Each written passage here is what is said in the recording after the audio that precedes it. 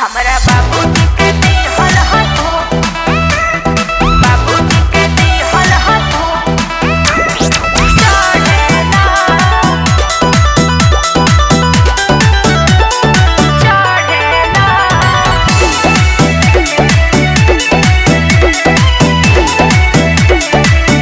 खाली मारे गोरे आवे के परेला हो, साहिबतियों पर राजा बिगड़ेला। खाली मारे गोरे आवे के परेला हो, हमरा बाबूजी के दिहल हथार ओही पर तू त चढ़ेला। हमरा बाबूजी के दिहल हथार ओही पर राजा चढ़ेला। हमरा बाबूजी के दिहल हथार ओही पर तू त चढ़ेला।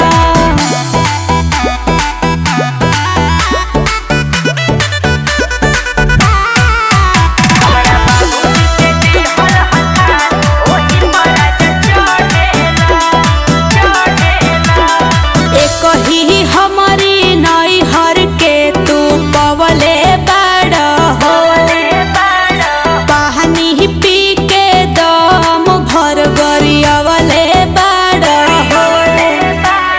छोड़ब ना तहरा के आउ जाइल रहेला, एमे शक नइखे। तोहरा भोले गरियावे के हक नइखे। कान दूसरा के सुन के तू भरेला, कानो दूसर मांग धोनी पर मरेला। हमरा बाबूजी के दिहल हथार ओही पर तू त चढ़ेला। हमरा बाबूजी के दिहल हथार ओही पर राजा चढ़ेला।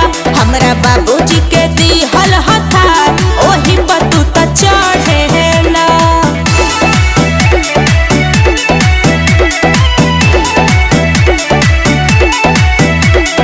बिट्टू विद्यार्थी रहन आपन बदल राजा हो, जहिया होई बेजइया बाजी बरहो बाजा हो। सुन बना बात के असर कौनो लाज के ना डर। सुना टाइगर देवर पहुँचा दहनई हो, बाप माई से हमरा तू जरेला। सोझा बोलला के हिम्मत न करेला।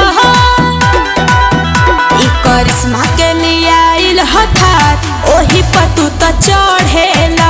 हमरा बाबूजी के दिहल हथार ओही पर राजा चढ़ेला।